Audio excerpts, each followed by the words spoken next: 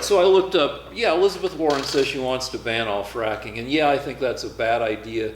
And I read an article in Forbes that agrees it's a bad idea because that would screw up America's energy independence. But Forbes brought up a point, your tripod's on the cord, it's gonna, that during primary season, all candidates of either party, liberal candidates move left or go as far left as they can. Conservative candidates go as far right as they can, and then once they move to the general election, they move back to the center. So, there's a certain amount of bullshit in every candidate's platform. Not Trump. Trump did what he said he was going to do. That's one reason I love him. Yeah, he got Mexico to pay for the wall. All right, so what do you've got an announcement. The last week, I was looking at our show, and before the show came on, Google had some questions. YouTube, which is owned by Google, had me take a survey, or I couldn't see the show. Or maybe I could, but it said, we'd like you to rate this video. And YouTube said, how many stars do you give this video? And why are you watching this video? What are the reasons that you watch this video? What video are we talking about? Ours. Okay. Ours. And I thought, we've gone through 3 videos a week for 2.5 years, maybe 300 videos. And I have never been surveyed on why I'm watching the video. And so I thought, what the hell, did we say anything different on that video?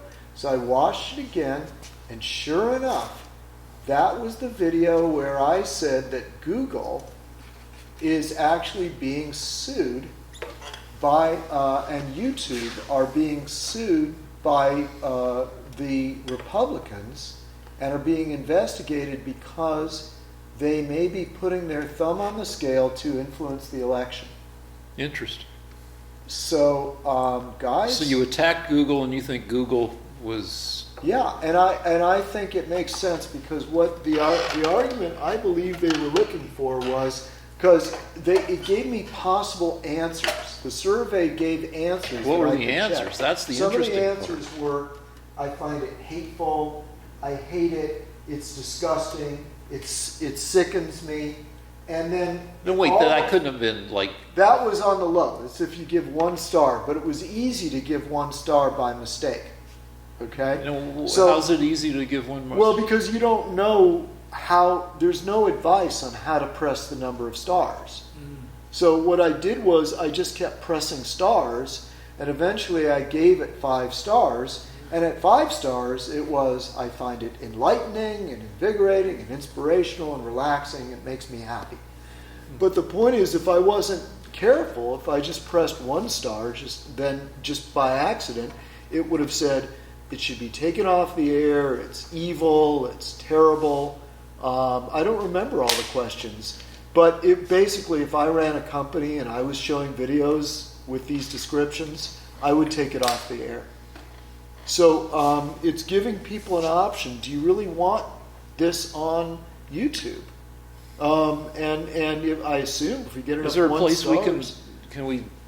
Well, I doubt it, but is there a place we can look to see how many stars we're getting? No, I don't know. I think it goes into their little checklist. But the thing is, I will say this. It didn't say this should be taken off the air, but it was more like this is divisive, racist, evil. Should be, it's wrong that it, just basically 1 step below. Just get rid of it. So they're listening. All right, food for thought. But which brings up Elizabeth Warren again, because Elizabeth Warren wants to break up Facebook for shit like this. So I don't know if I want to break up Facebook, but if you are in favor of limiting the power of these, social media mega companies, maybe you should vote for Elizabeth Warren. Well, I will say this, okay? in this weird, one of the things I said last week in our show was that both Democrats and Republicans agree that Google has too much power, and there are antitrust issues. I mean, that's not purely Republican. We've had antitrust issues for over a century. Yeah. Now, Teddy Roosevelt was the hero of breaking up the trust. a Republican. Yeah. Anyway. A wild ass, an accidentally made president Republican. I just wanted to say one other thing. We have to have continuity between shows, and I believe in our last show, we ended the show by saying that the actual transcript of Trump's phone conversation will be coming out. And I said it's going to turn out that the Democrats have nothing. And it turned out they have nothing. Wait, the actual transcript didn't come out. Yeah, he released it. When? Because it wasn't The next today. day. No, that was a summary of the. There's no word for word out. Yeah. There's fucking not. It's just not out. Really, There's no. You can laugh and deny it, but the transcript is all we've got. There's no recording. The transcript. But there is there is no recording, but there is a word for word transcript. Yeah, that was released. What was released was a summary based on notes. It's not word for word. You are mistaken. Okay, let me put it to you this way. I read it. Okay. Yeah, so did I? And it is basically No, what it is there are 12 people that listen to every phone call he makes of this stature. Okay? They take notes. And what they did was they released their notes. All right, So and what the transcript showed is that Trump didn't do anything wrong. Just as I predicted. all right. Next time we break, we'll look it up. But let's go on to some. You had a question.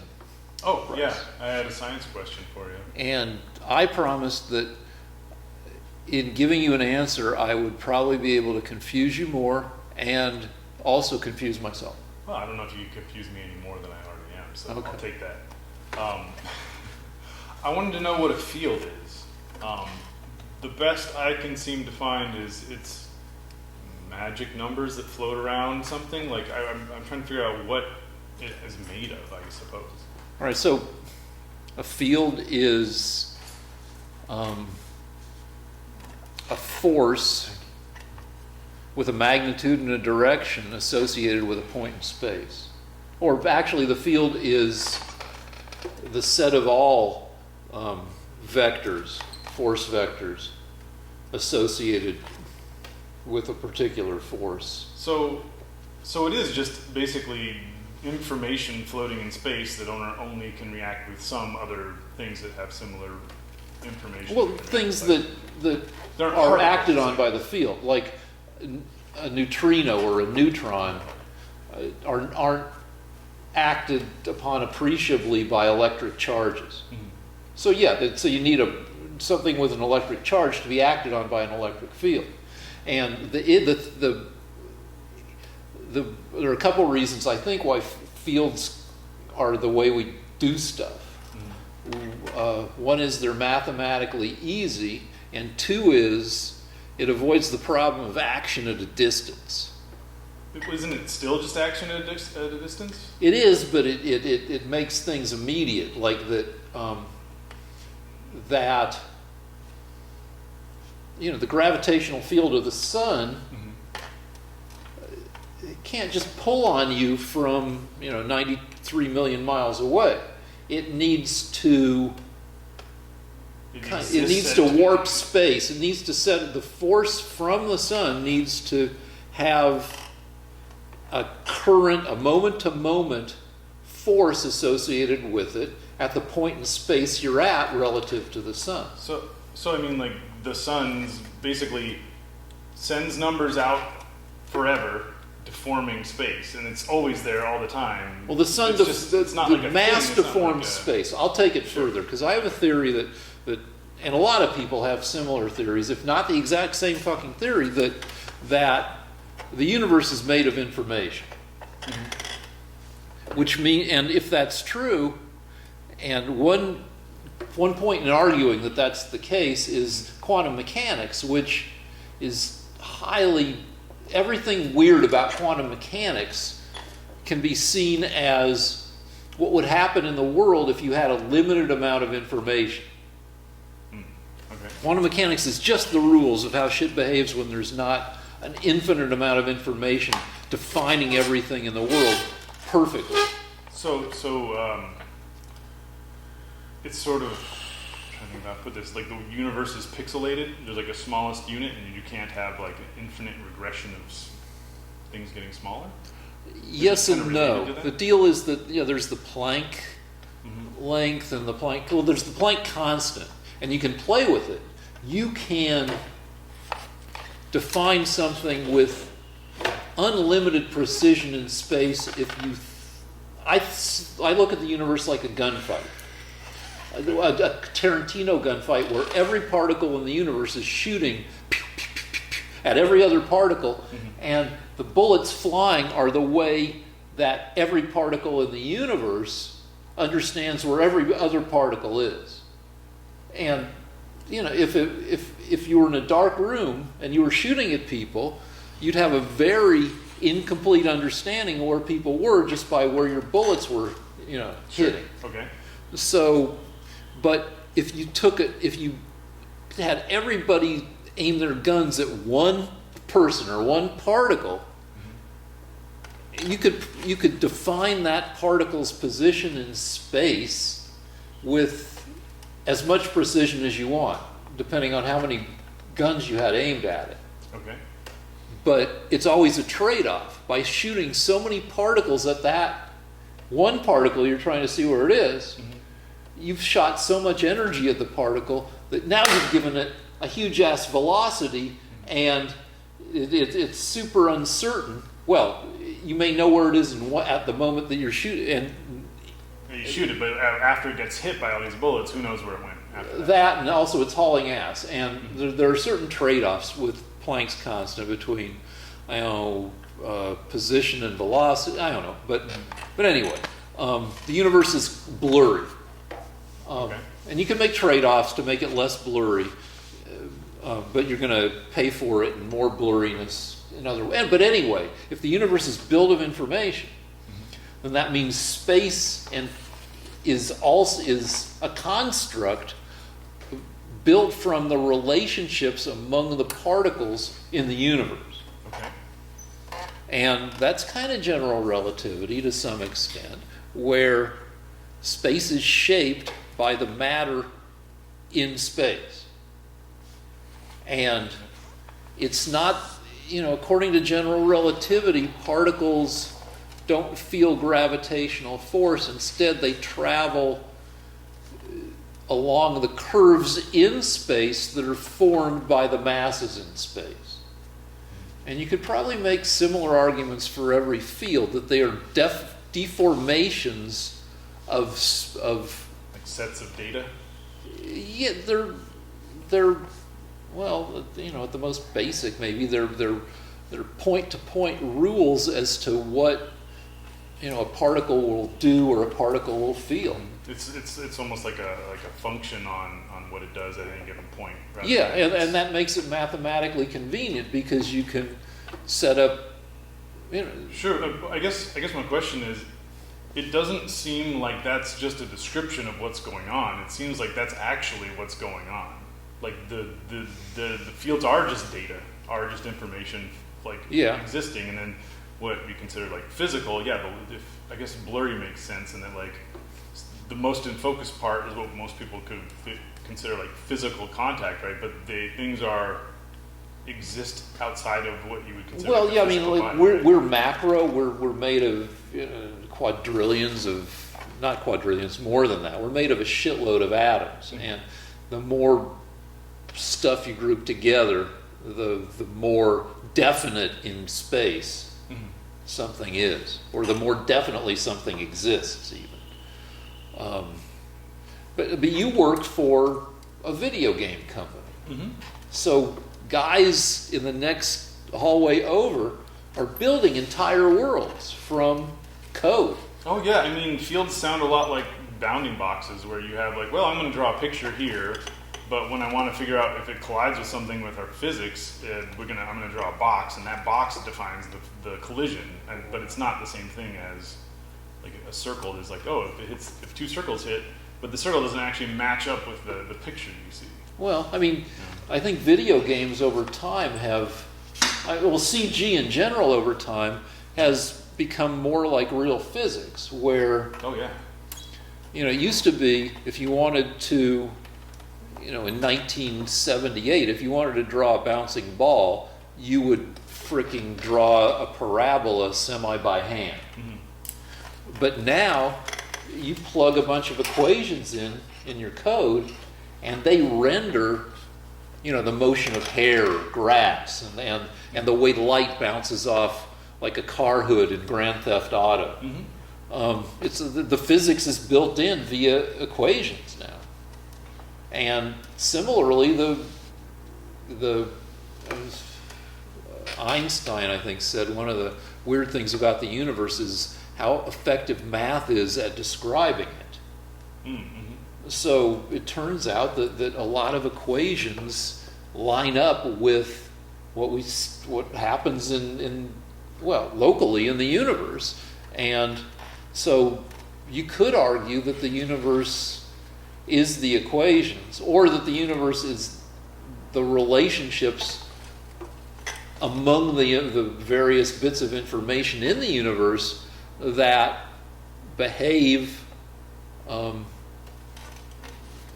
according to these the laws of certain mathematical consistencies,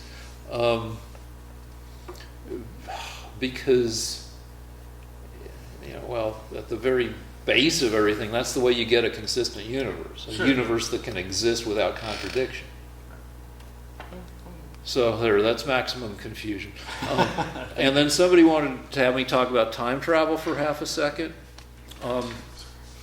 And I don't know if I've said much of this before, but the deal there, if you read a lot of science fiction, if you were a virgin until you were 42 years old, and just spent your teen years reading a gazillion science fiction novels, you'd have a pretty good understanding of how time travel, of all the various ways time travel might work.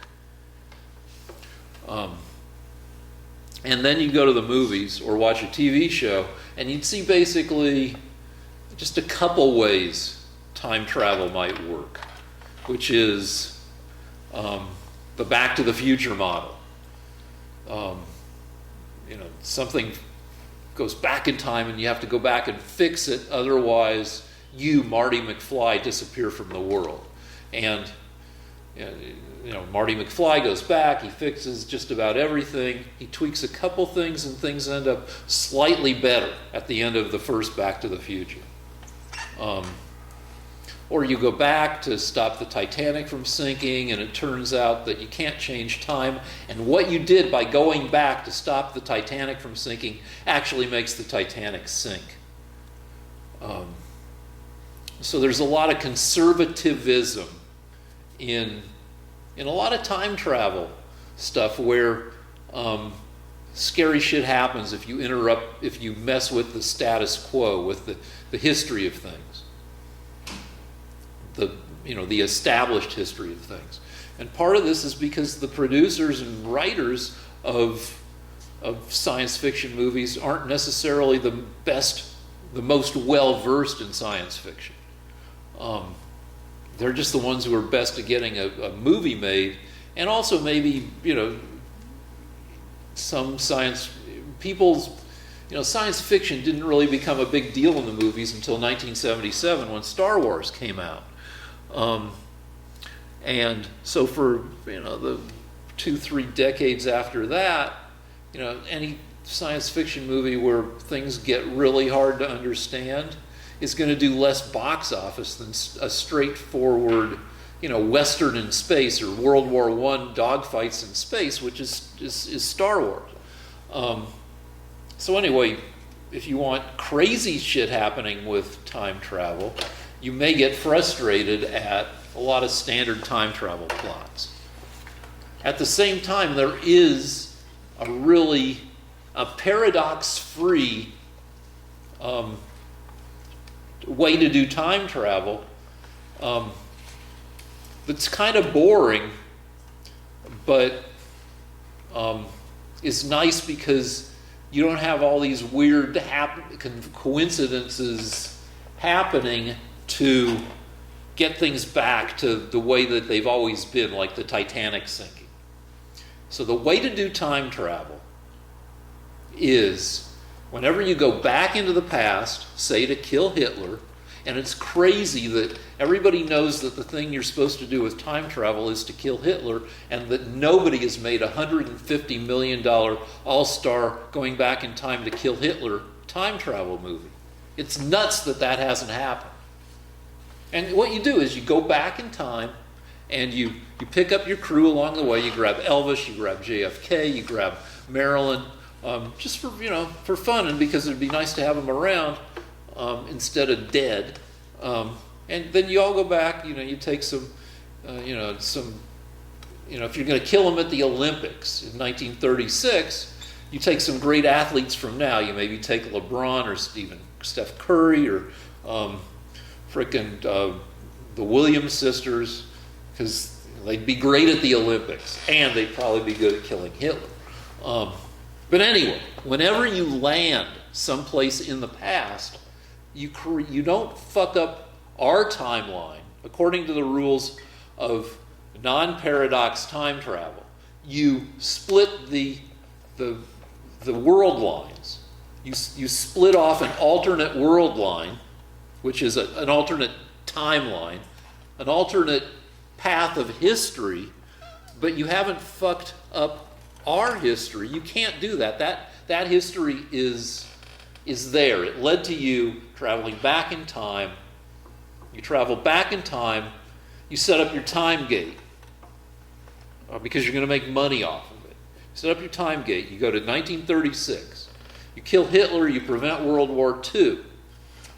You're sponsored by, among other companies, the Disney Corporation, and Disney sets up Disneyland, no World War II Germany.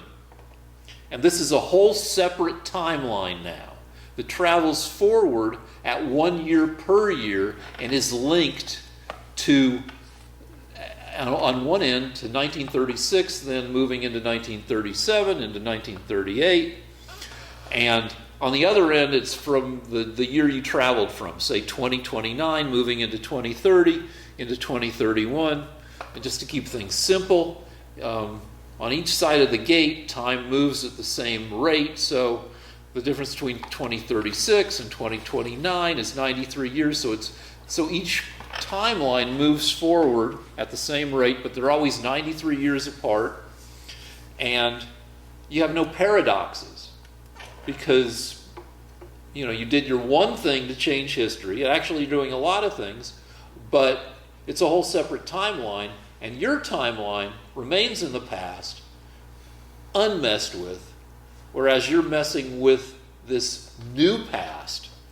And, you can do shit like, somebody can go to work in 2030 and make $300,000 a year, working at Disney or something, and then take their $300,000 and after paying some exchange fee, get, 1937 bucks and buy a great house for $30,000, and you work in 2030, you live and play in 1937, and you can set up a bunch of these worlds, as many as many gates as you want to set up.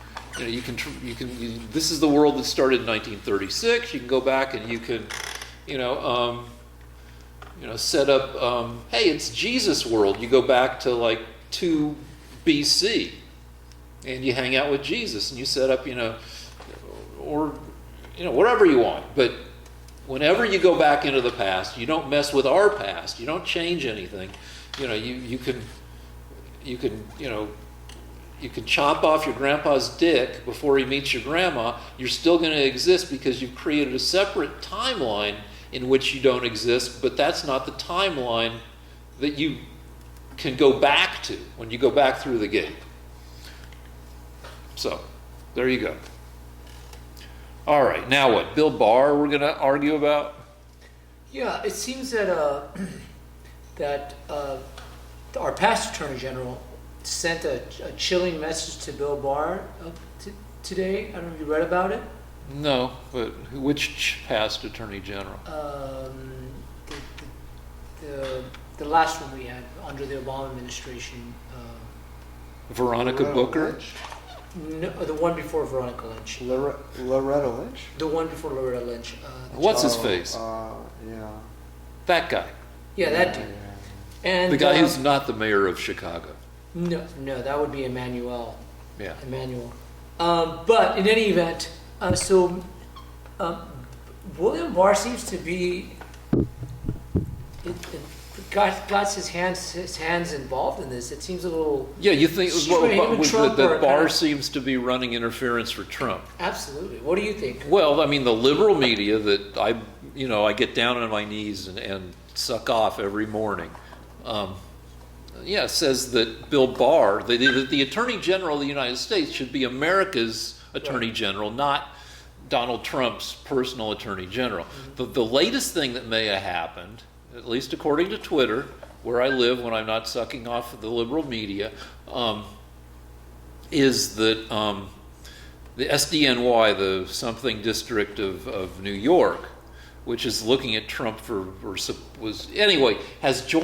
has apparently under pressure from Barr, what people theorize, but we don't know yet, has joined the Trump team in suing to block a move by, I don't know, who's trying to get, a bunch of people are trying to get Trump's tax returns. But the SDNY, which people thought was on the side of truth and justice, is now saying we're joining the lawsuit to prevent Trump's tax returns, 8 years of Trump's tax returns, from being released, which, according to my media, has Trump's stubby fingerprints all over it. I think that's a bad thing. And all my little Twitter friends think the same thing, that it seems like I've got a tic-tac-toe theory of TV production, because I've worked in TV a lot, and my theory is that 3 idiots in key positions can wreck a show no matter how many good people are working on it. And conversely, 3 good people in key positions can make a show great even if it has a bunch of idiots in non-key positions. So if you've got, similarly, you can make a government really fucked up if you've got a president and an attorney general in cahoots against what one might consider the best interests of the nation. Lance.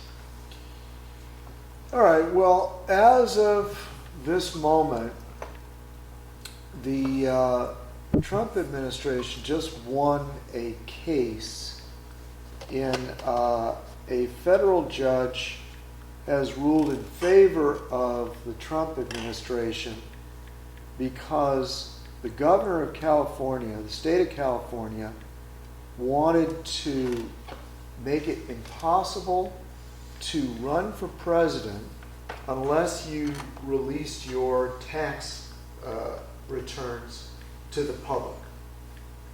And the federal judge said that's unconstitutional.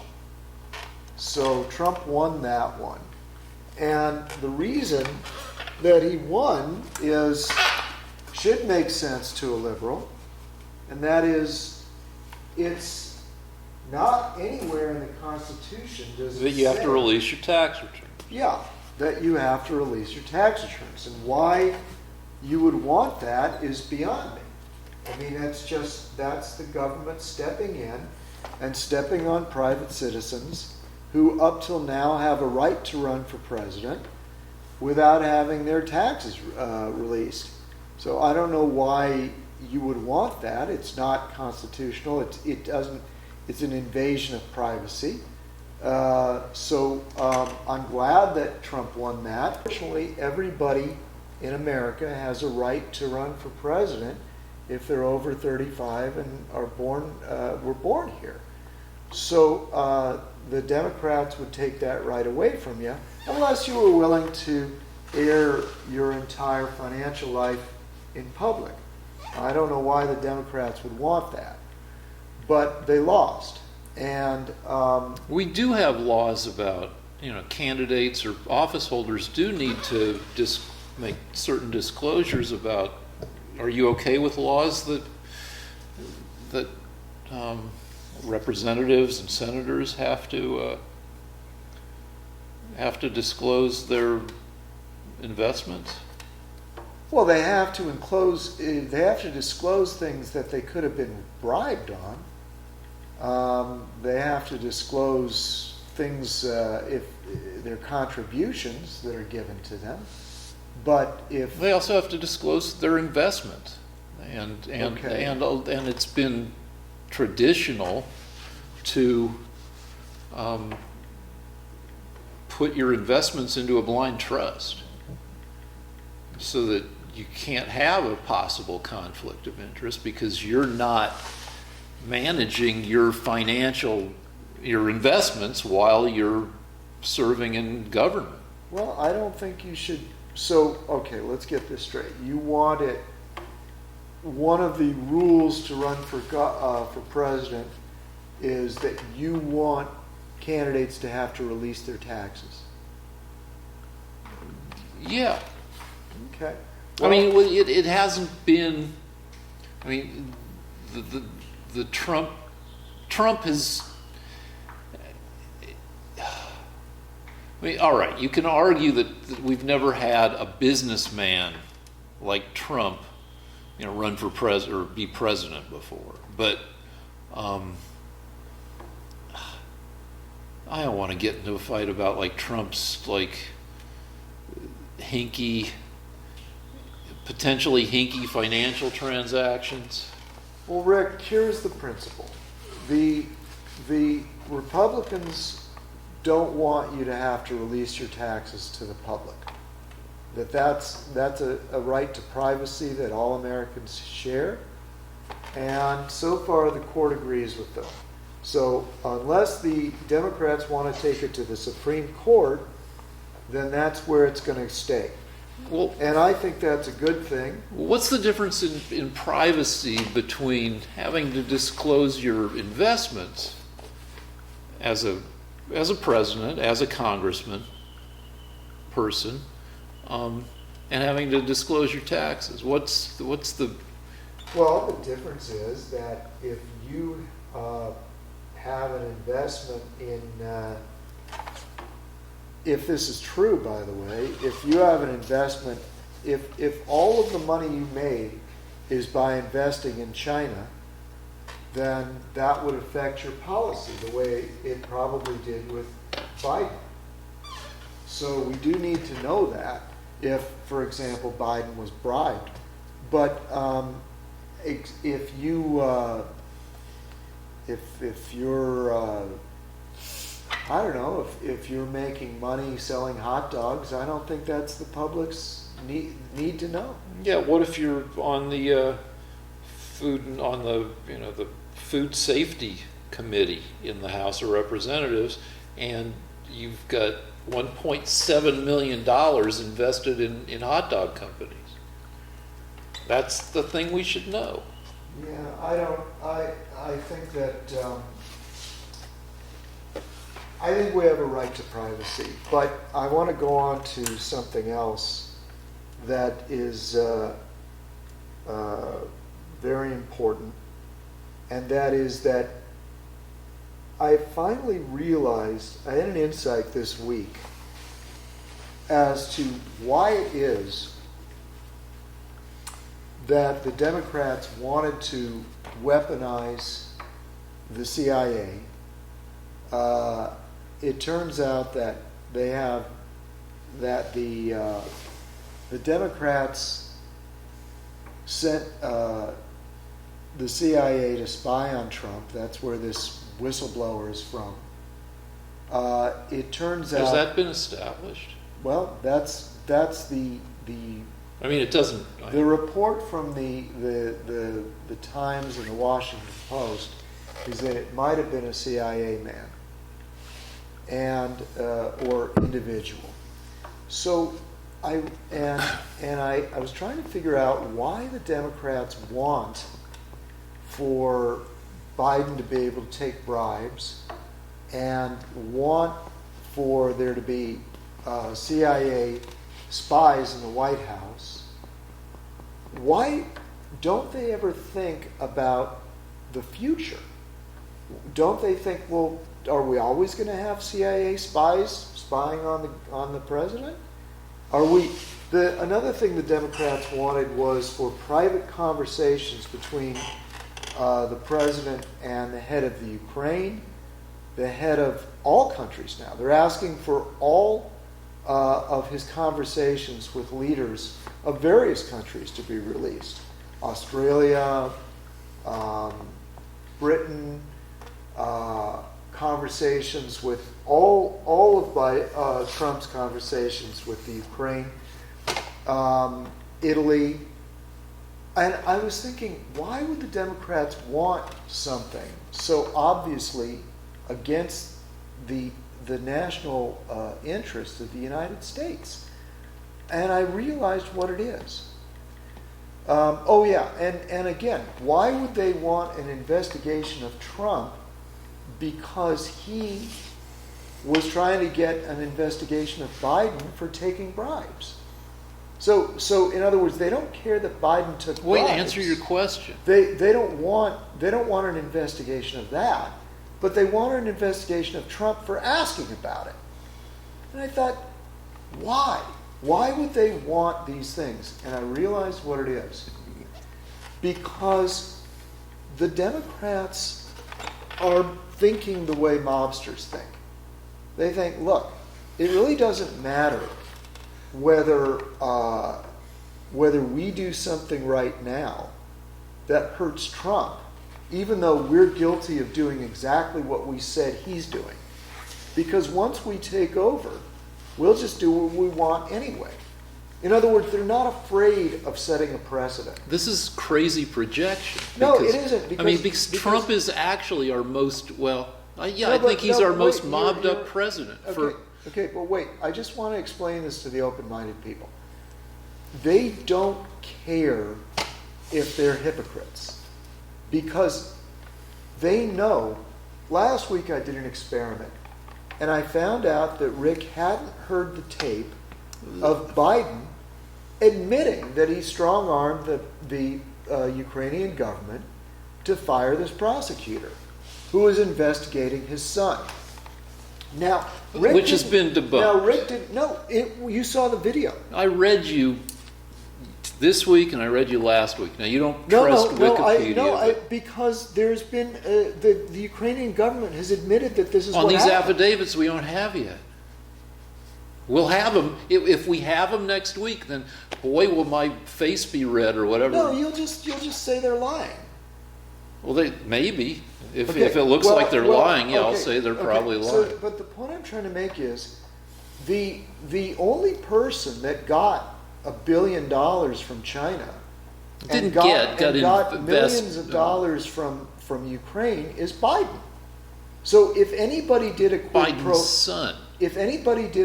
quid pro quo, it was the Democrats, not Trump. And I was thinking to myself, how can they be so hypocritical? How is it that they can say that they can get away with this? And I realized because they can control what Rick thinks.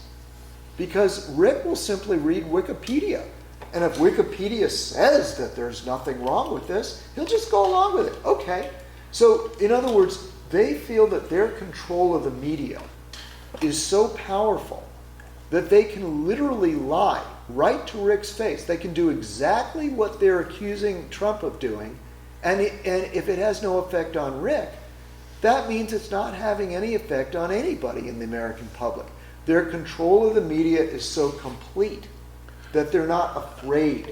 Or you could argue that the shit you read is so fringy and so unencompassing of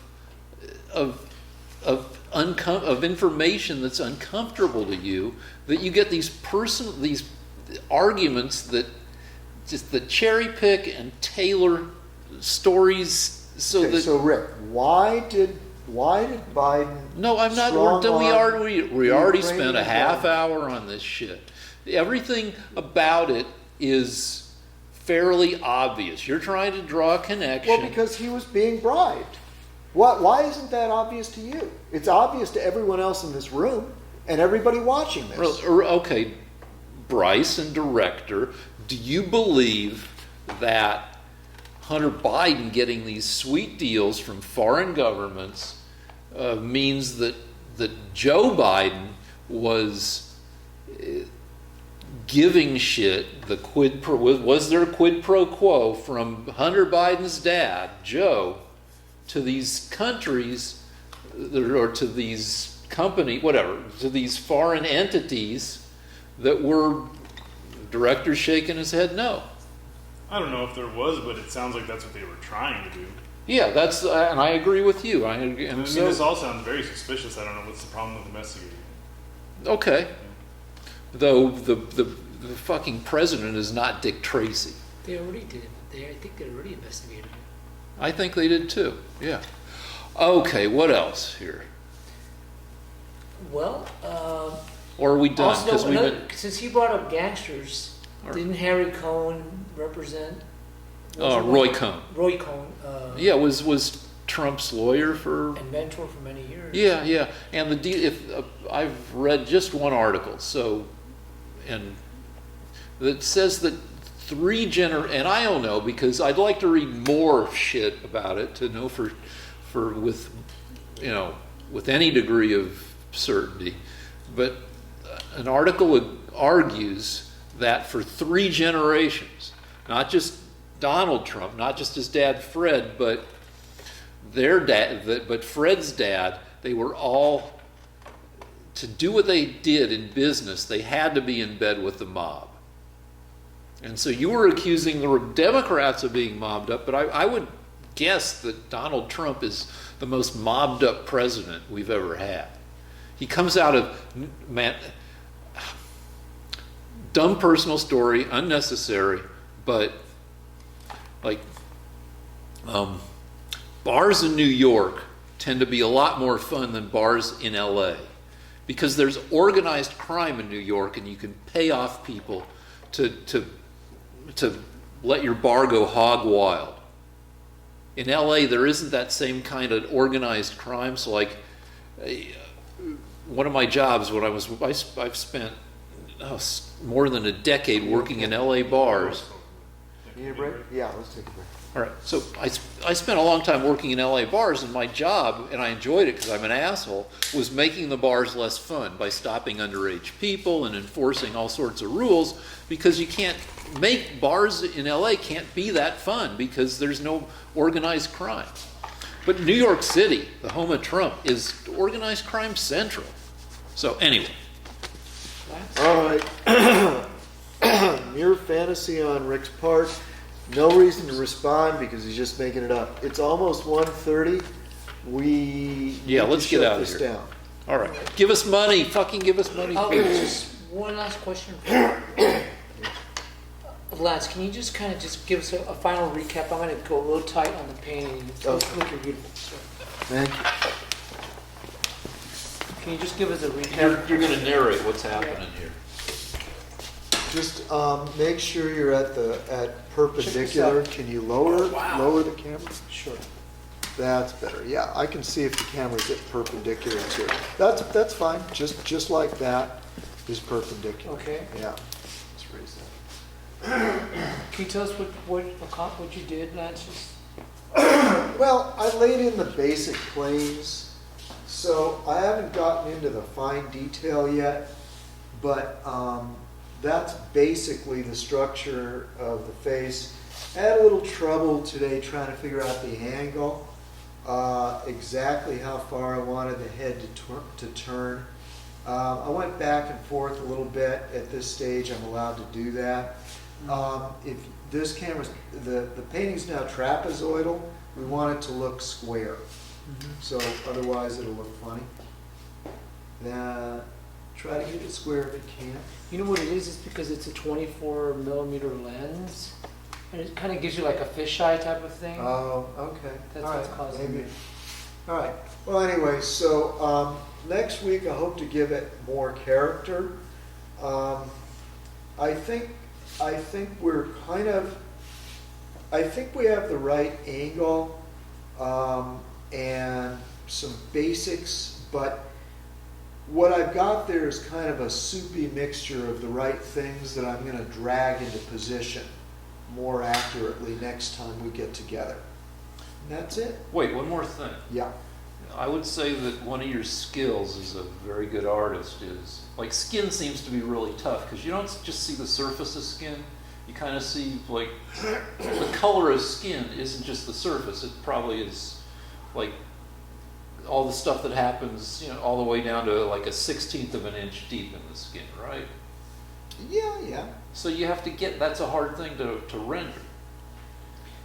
Yeah, I mean, the critical thing is I'm getting a lot of thick lead white on there. So with that lead white, I have a kind of a soup of various textures that I can play around with. And that, you know, depending on which direction I drag the textures and the softness of the brush and the angle that I come in at it, I can get it to look more and more like skin. So today really was just getting the drawing right and getting on a layer that I can play with. One last question: facial hair. Yeah. Is that a special skill? How do you feel about facial hair? What's the skill involved with that? Well, the key to the whole thing is to use a brush that has where it's splayed, where the tip is splayed. Yeah. That way, when you drag through, it'll create striations. So fucking cool. Thank you. And that's it. Lance versus Rick at gmail.com is our PayPal. Okay, so you go to PayPal, and it's spelled LANCE, the at symbol. No, wait, like I got it. LANCEVSRICK at gmail.com. And I just have to say real quick: there's a podcast video that Mike Tyson does, and those guys just sit there and smoke weed, and it's like, man, and they get like 500,000 views. Why can't we have the smartest guy in the world? Because we don't know. The greatest painter in the A, world. we're lazy, and B, we don't know what we're doing. But because they have a you seen that show? Have you podcast. seen They have a that podcast. All What right. we're doing is a thing on YouTube. It's the different thing. Next week, I plan to hurt Rick as much as Mike Tyson beat Sammy Schaap. I'm not proud of that, but if you know, I'm trying to bring some drama to this show. would you guys be willing to go toe to toe with that? Go in the ring and do an exhibition boxing match with Mike Tyson and that guy? These two guys versus those two hosts? Next week, I will bite Rick's ear. I will chicken out if they would say yes, but I will make the offer that we'll fight Mike Tyson and whoever. It's an NFL guy. Yeah, let's fight him. All right. That's. I'm going to pass on that. Oh, come idea. on. Well, just say you will, and then we'll back out later for reasons. How about MMA? That's true. We can go for their ankles. Right. Yeah. All right. So the offer's been done. Mike Tyson from the In the Box show. We're challenging you guys to an MMA match. Or how about we'll go up against Joe Rogan Here's or Dennis Prager? Here's the thing. Mike has to wear gloves, and I can try to tear at his testicles. Those are the rules, because I figure if I can get to someone's testicles, I can beat anyone. All right. At least beat them all.